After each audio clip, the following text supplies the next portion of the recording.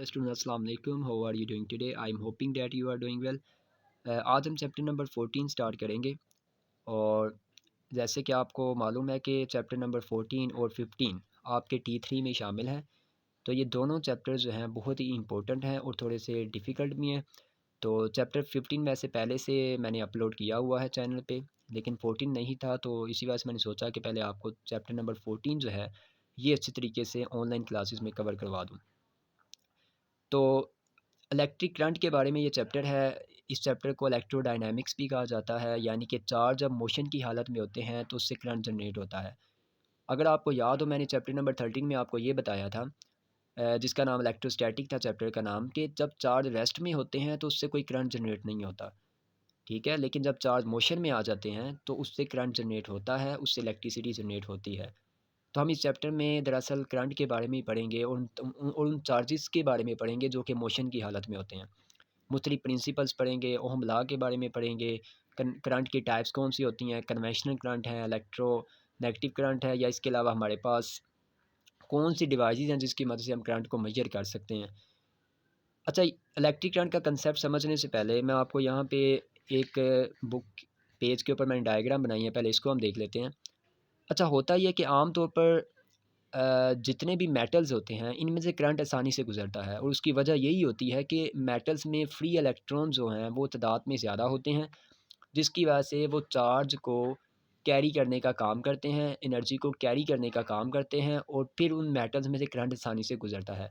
लेकिन जब अगर ऑन द मीन टाइम अगर हम नॉन मेटल्स की बात करते हैं तो उनमें फ्री इलेक्ट्रॉन्स की तादाद बहुत ही कम होती है, ना होने के बराबर। वहाँ पर एटम्स बड़े टाइटली बाउंड होते हैं। ठीक है, यानी कि इलेक्ट्रॉन जो हैं वैलेंस शेल में नहीं होते, या आप ये कह सकते हैं कि वो स्टेबल बहुत ज़्यादा होते हैं। ठीक है, तो जब वो स्टेबल होते हैं तो फिर उनमें से करंट जो है वो आसानी से भी गुजर नहीं पाता। लेकिन फ्री इलेक्ट्रॉन्स के होने की वजह से जो चार्जेस का फ़्लो है, या आप कह सकते हैं कि करंट का जो फ़्लो है वो ईज़िली हो जाता है। तो मेटल्स में बड़ी आसानी से करंट गुज़रता है, जबकि नॉन मेटल्स में फ्री इलेक्ट्रॉन्स के ना होने की वजह से करंट आसानी से नहीं गुज़र पाता। अब इस चीज़ को समझने के लिए यहाँ पे मैंने एक एटम का स्ट्रक्चर बनाया है। अगर आप देखें पॉज़िटिव, जो हमारे पास यहाँ पे ये पार्ट नज़र आ रहा है, ये न्यूक्लियस है जो कि सेंटर में है, जबकि इलेक्ट्रॉन जो कि ऑर्बिट में मूव करते हैं। अब हमें पता है कि नेगेटिव और पॉजिटिव हमेशा एक दूसरे की तरफ अट्रैक्ट होते हैं, तो इनके दरमियान एक इलेक्ट्रोस्टैटिक फ़ोर्स जो है वो हमेशा से एटम में मौजूद रहती है, जिसकी वजह से इलेक्ट्रॉन्स अपने शेल से नहीं निकल पाते। और आमतौर पर ये नॉन मेटल्स में ऐसा होता है।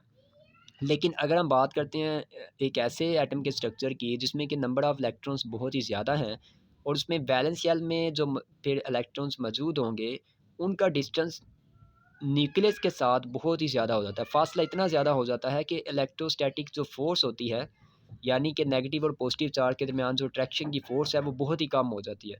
और उस फ़ोर्स के कम होने की वजह से ये इलेक्ट्रॉन अपने वैलेंस शेल से बाहर निकल जाते हैं, और एक मटेरियल के अंदर वो फ्रीली इस तरह से मूव करते रहते हैं। ठीक है?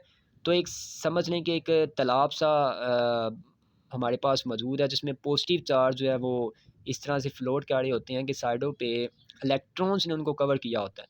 तो ये इलेक्ट्रॉन्स की मौजूदगी ही दरअसल हमें इसमें से करंट को फ़्लो करवाने का बायस बनती है। तो ये जितने भी मेटल्स होते हैं जिनमें फ्री इलेक्ट्रॉन्स होते हैं, उनमें आमतौर पर करंट फ़्लो इस वजह से करता है क्योंकि इनमें इलेक्ट्रॉन्स की मौजूदगी है। इसी तरह अगर हम बात करते हैं यहाँ पे सॉल्यूशंस की, तो सॉल्यूशंस में करंट फ़्लो करता है पॉजिटिव और नेगेटिव आयन्स की वजह से। इसी तरह जो हमारे पास इलेक्ट्रोलाइट होता है, जिसकी एग्ज़ाम्पल आपकी बुक के ऊपर भी दी हुई है, आप यहाँ पे देख सकते हैं। उसमें भी करंट पॉजिटिव और नेगेटिव आयन्स की वजह से ही मतलब कि फ़्लो करता है। क्योंकि उसमें हम बैटरी एक लगाते हैं, और बैटरी की मदद से हम एनोड और कैथोड के ज़रिए एक चार्जेस का एक ख़ास पैटर्न या एक फ़्लो बना लेते हैं, जिसकी वजह से इस सॉल्यूशन में से, एक्विस सॉल्यूशन में से करंट जो है वो गुज़रना शुरू हो जाता है। लेकिन अभी हमारा फ़िलहाल ये टॉपिक नहीं है, अभी आप सिर्फ इतना ही याद रखें कि मेटल में से करंट गुज़रने की वजह ये है कि उसमें फ्री इलेक्ट्रॉन्स मौजूद होते हैं, और उसका मैंने अभी आपको डायग्राम से समझाया उसमें फ्री इलेक्ट्रॉन्स क्यों होते हैं। नॉन मेटल्स में क्योंकि वो टाइटली बॉन्ड होते हैं, फ्री इलेक्ट्रॉन्स मौजूद नहीं होते, तो इसी वजह से करंट भी नहीं गुज़र पाता। सॉल्यूशन में पॉजिटिव और नेगेटिव आयन्स की होने की वजह से करंट गुज़र पाता है। इसी तरह से जो इलेक्ट्रोलाइट हैं, ठीक है, जिसकी एग्जांपल आपको अभी यहाँ पे मैं बता भी रहा था, इनमें भी करंट इसी वजह से गुज़र पाता है कि इनमें पॉजिटिव और नेगेटिव आयन्स मौजूद होते हैं। अच्छा, अब करंट की डेफिनेशन क्या है? The rate of flow of electric charges through any cross sectional area is called current. तो एक ख़ास एरिया में से जितना चार्ज एक ख़ास टाइम के अंदर गुज़रता है उसको हम इलेक्ट्रिक करंट का नाम देते हैं। ठीक है? जिसकी एग्ज़ाम्पल यहाँ पे आपकी बुक के ऊपर भी दी हुई है, देख सकते हैं आप यहाँ पे कि एक कंडक्टिंग वायर है जिसमें से बहुत ज़्यादा इसके एक ख़ास क्रॉस सेक्शनल एरिया में से बहुत ज़्यादा चार्जेस जो है वो एट अ टाइम गुज़र रहे हैं। ठीक है? तो एक ख़ास टाइम के अंदर जितना चार्ज इस एरिया से गुज़रेगा वो ही हमें बताएगा कि इसमें से कितना करंट गुज़र रहा है।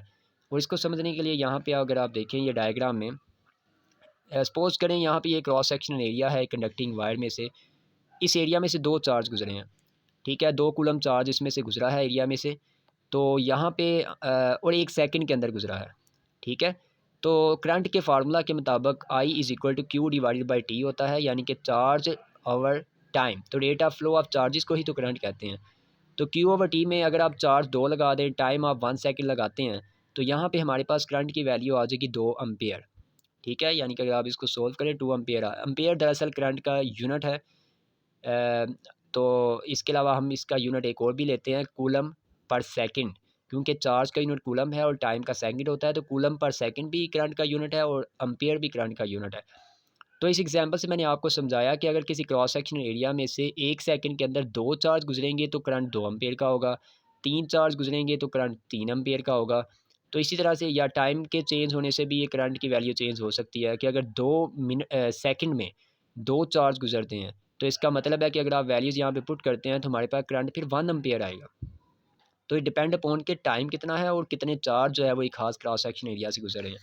तो ये तो हो गया थोड़ा-सा कंसेप्ट करंट इलेक्ट्रिक करंट के बारे में, ये मैंने आपको फार्मूला भी समझा दिया, आपको थोड़ी-सी डायग्राम से मैंने इसकी एक्सप्लेनेशन भी बता दी और यही चीज़ें यहाँ पे लिखी हुई हैं। इसका यूनिट भी मैंने आपको बता दिया। नेक्स्ट पेज पे अगर आप आते हैं तो यहाँ पे एम्पीयर की डेफिनिशन लिखी हुई है और एम्पीयर की डेफिनिशन को आप ध्यान से समझ लें कि अगर 1 कूलम चार्ज एक क्रॉस सेक्शनल एरिया में से 1 सेकंड में गुज़र जाए, तो इसका मतलब है कि करंट 1 एम्पीयर है। ठीक है? और एम्पेयर के लिए हम अमूमन छोटा यूनिट भी यूज़ करते हैं मिली एम्पेयर या माइक्रो एम्पेयर का, और 1 मिली एम्पेयर 10-3 एम्पेयर के इक्वल है, जबकि 1 माइक्रो एम्पेयर 10 की पावर -6 एम्पेयर के इक्वल होता है। ठीक है? तो ये इसमें आप याद रखें। अच्छा, यहाँ तक ही आज हम करेंगे, लेकिन एक साइड पे ये क्विक क्विज़ जो है ये भी आपको बता दूँ कि कितना टाइम लगेगा एक करंट को 10 मिली एम्पेयर के करंट को गुज़रने में, कि अगर उससे अगर आप देखिए चार्ज कितना उन्होंने बताया 30 कूलम्ब ऑफ चार्ज। ठीक है? 30 कूलम चार्ज ट्रिवल करना है, 10 मिली एम्पेयर का करंट है, तो कितना टाइम इसमें लगेगा? तो इसमें ये मैंने एक पेज के ऊपर इसकी कैलकुलेशन भी की है। ओके, तो यहाँ पे आपने फार्मूला यूज़ करना है करंट का, I is equal to Q divided by T. आपको पता है चार्ज की वैल्यू उन्होंने 30 कूलम बताई है, तो 30 कूलम आप यहाँ पे लिखेंगे न्यूमरेटर में, और टाइम जो डिनोमिनेटर में गिवन है ये आपने क्या करना है, इसको आप यहाँ पे आई की जगह पे ले जाएँ और आई को आप नीचे टी की जगह पे लें, क्योंकि आप टाइम कैलकुलेट करने जा रहे हैं। ठीक है? तो अब आप देखें तो यहाँ पे हमारे पास आई की वैल्यू यानी कि 10 मिली एम्पेयर करंट हमें दिया हुआ है। इसको आप कन्वर्ट कर लेंगे स्टैंडर्ड यूनिट में मिली की, क्योंकि वैल्यू 10 की पावर -3 होती है, वो आप यहाँ पे पुट करेंगे। अब आपको पता है कि 10 और 30 को आप लहदा से डिवाइड करते हैं तो 3 आंसर आ जाएगा, और अगर आप 10 की पावर -3 को ऊपर लेके जाएंगे तो 10 की पावर +3 हो जाएगा। अब आप 10 और 3 को डिवाइड 3 आ गया, 10 की पावर 3000 के इक्वल है, तो 1000 को 3 से मल्टीप्लाई करेंगे तो 3000 आ जाएगा। तो टाइम हमारे पास दरअसल 3000 सेकंड आ जाएगा। ओके, मतलब कि अगर हम 30 कूलम का चार्ज जो है वो एक पॉइंट से दूसरे पॉइंट पर लेके जाना चाहते हैं, ठीक है, और 10 मिली एम्पेयर का करंट हमारे पास है, मतलब कि 30 कूलम चार्ज डिलीवर करने के लिए 10 मिली एम्पेयर करंट के साथ कितना टाइम लगेगा, तो वो 3000 सेकंड लगेंगे।